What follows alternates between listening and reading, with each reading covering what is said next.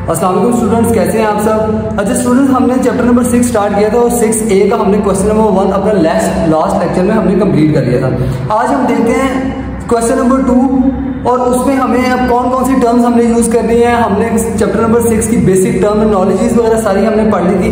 अब आज हम स्टार्ट करते हैं क्वेश्चन नंबर 2।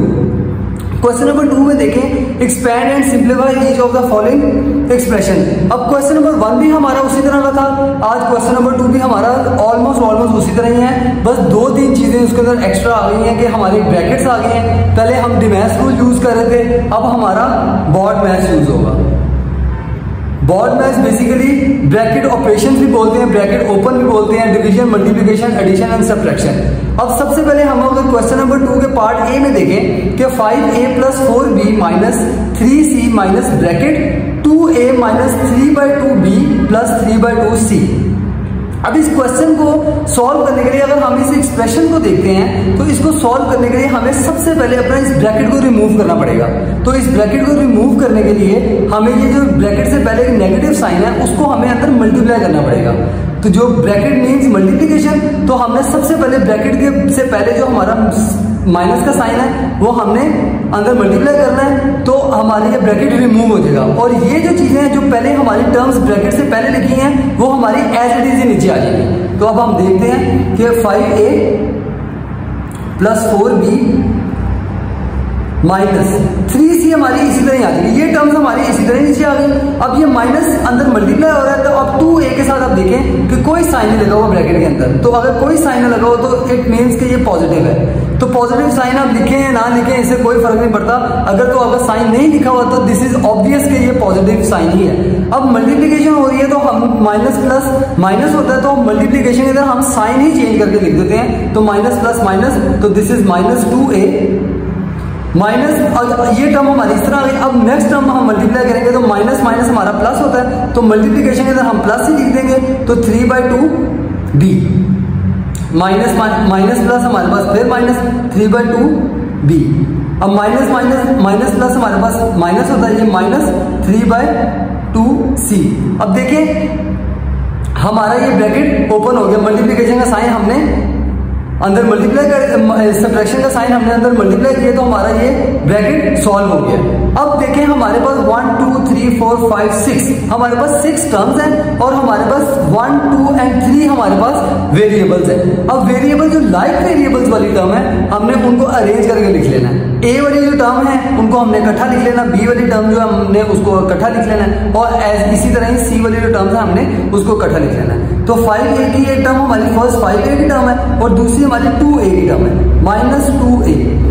सेकेंड टर्म हमारे पास आ गई 4b + 4b, और 4b की दूसरी हमारे पास टर्म b की वैल्यू टर्म हमारे पास 3/2b आ गई। c की हमारे पास -3c और -3/2c। अब हम देखते हैं कि a वाली टर्म हमारे पास अलग इकट्ठी हो गई, b वाली हमारे पास इकट्ठी हो गई और c वाली हमारे पास इकट्ठी हो गई। अब हमने इस चीज का ध्यान रखना है कि हमारी जितनी ऊपर अरेंज करने से पहले हमारी जितनी टर्म्स थी क्या उतनी ही टर्म्स हमने नीचे उतारी हैं। तो हम देख लेते हैं 1 2 3 4 5 6 टर्म्स हमारी ऊपर थी, हमने जब उनको अरेंज किया 1 2 3 4 5 और 6 हमारी टर्म्स पूरी हैं।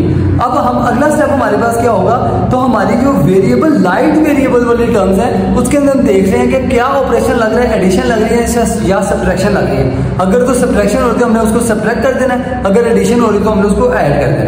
तो 5a - 2a, अब ये हमारा एडिशन और सब्ट्रैक्शन हो रही है तो साइन हमने बड़े वाले का लगाना है। तो बड़ा वाला हमारे पास यहाँ पॉजिटिव है, 5a के साथ साइन नहीं लगा हुआ, तो प्लस माइनस हमारे पास माइनस होता है, 5 - 2 3a, और साइन बड़े वाले का साइन हमारा प्लस है तो हमने प्लस का साइन लगा दिया।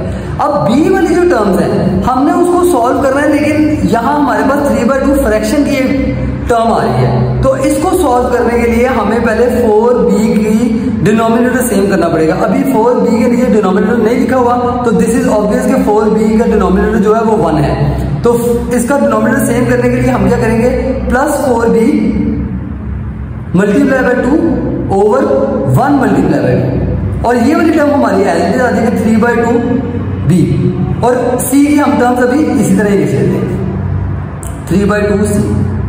अब देखिए 3a हमारा एज इट इज नीचे आ जाएगा 3a, plus 4b multiply by 2 8b by 2 plus 3b by 2 और ये c की टर्म्स हमारी एज इट इज ही नीचे आती जाएंगी। अब इसमें देखिए 3a plus 8 plus 3 11b by 2 8 plus 3 हमारे पास 11 होता है और डिनोमिनेटर में हमारे पास 2 है तो हमने एज इज 2 लिख दिया। अब इसी तरह जब c वाले टर्म्स हम इसके ऊपर ऑपरेशन अप्लाई करेंगे तो इसमें भी उसी तरह हमारा डिनोमिनेटर यहाँ 1 है, हमारे डिनोमिनेटर सेम नहीं है तो हम पहले डिनोमिनेटर सेम करेंगे। 3c multiply by 2 by 1 multiply by 2 minus 3c by 2 और 3a वाली हमारे पास टर्म उसी तरह आएगी कि 3a plus 11b by 2 minus 6c by 2 minus 3c by 2 3a plus 11b by 2 minus, अब ये देखें, अब ये सी वाली एक टर्म ये है, एक टर्म हमारे पास सी वाली है, अब ये माइनस माइनस तो हमने करना इसको प्लस है। 6 प्लस 3 9c बाय 2 और साइन हमारा बड़े वाले का क्या माइनस तो हमने यहाँ माइनस लगा दिया। तो स्टूडेंट्स ये देखें हमारा ये क्वेश्चन सिंप्लीफाई भी हो गया और एक्सपैंड भी हो गया। हमने एक्सपैंड भी कर लिया, एक्सपैंड मीन्स हमने ब्रैकेट ओपन करके हमने उसको पहले एक्सपैंड किया फिर हमने उसको सिंप्लीफाई किया और ये हमारा सिंपलेस्ट फॉर्म के अंदर हमारा क्वेश्चन आ गया। तो ये हमारे पास आंसर आ गया इसका क्वेश्चन नंबर 2 का पार्ट ए। अब हम क्वेश्चन नंबर 2 का पार्ट डी ये कर लेते हैं। अब पार्ट डी में आप देखें हमारे पास पार्ट डी के अंदर 1/2 square bracket 8x plus 10 minus 6 bracket 1 minus 4x bracket and bracket close. अब हमने एक चीज अपने ज़हन में लास्ट में रखते हैं कि ब्रैकेट्स बेसिकली हमारे पास 3 टाइप्स ऑफ ब्रैकेट्स होती हैं। एक राउंड ब्रैकेट, उसके बाद फ्लावर ब्रैकेट या इसको मिडिल ब्रैकेट भी बोलते हैं और एक हमारे पास स्क्वायर ब्रैकेट। अब हमने सीक्वेंस अपना सेम रखना होता है कि सबसे पहले हम राउंड ब्रैकेट को सॉल्व करते हैं, फिर हम फ्लावर ब्रैकेट को सॉल्व करते हैं और एंड में हम जाके स्क्वायर ब्रैकेट को सॉल्व करते हैं। तो हमारे पास यहाँ सबसे पहले आप देख सकते हैं स्क्वायर ब्रैकेट भी है और राउंड ब्रैकेट भी है, तो हमने पहले राउंड ब्रैकेट को सॉल्व करना है। तो ये हमारा हमने राउंड ब्रैकेट को सॉल्व करने के लिए हमारा जो बाकी टर्म्स है वो एज इट इज नीचे कर लेंगे। 1/2 स्क्वायर ब्रैकेट 8x प्लस 10। अब ये -6 जो है ये अंदर मल्टीप्लाई हो रहा है राउंड ब्रैकेट के, तो हम इसको मल्टीप्लाई कर देंगे। -6 मल्टीप्लाई बाय 1 तो ये हमारे पास आएगा -6 और -6 मल्टीप्लाई बाय -4x तो हमारे पास आ जाएगा माइनस माइनस प्लस होता है 6 4 24 और ये x हमारे पास एज इट इज आ जाएगा और ये हमारा ब्रैकेट सॉल्व हो गया। उसके बाद आप देखते हैं हम कि ये इस ब्रैकेट के अंदर क्या हमारा मजीद कोई सिंप्लीफिकेशन हो रही है। तो आप जैसे देख सकते हैं ये x वाली हमारे पास 2 टर्म्स है और हमारे पास 2 कांस्टेंट्स हैं, तो हम इसको सॉल्व कर लेते हैं पहले अरेंज करके। 1/2 ब्रैकेट 8x वाली एक टर्म है और 24x वाली एक और टर्म है हमारे पास प्लस 24x प्लस 10 कांस्टेंट एक और ये -6 हमारा एज इट इज आ जाएगा। तो हमने इसको अरेंज करके लिख लिया। 1/2 हमारा ऐसे ही आ गया, 8 प्लस 24 ये हमारे पास आता है 32x और प्लस 10 माइनस 6 ये हमारे पास आएगा प्लस 4 ब्रैकेट क्लोज। अब इसको अब ये 1/2 मल्टीप्लाई हो रहा है तो हमने इसको अंदर जाके मल्टीप्लाई कर देना 1/2 तो 32x multiply by 1/2 plus 4 multiply by 1/2 तो 32 मल्टीप्लाई बाय 1/2 ये 1 से कट गया 32 ये हमारे पास आ गया 16 और ये 2 हमारा 1 सा और ये हमारे पास 2 सा तो हमारे पास 16x प्लस 2 ये हमारा आंसर आ गया।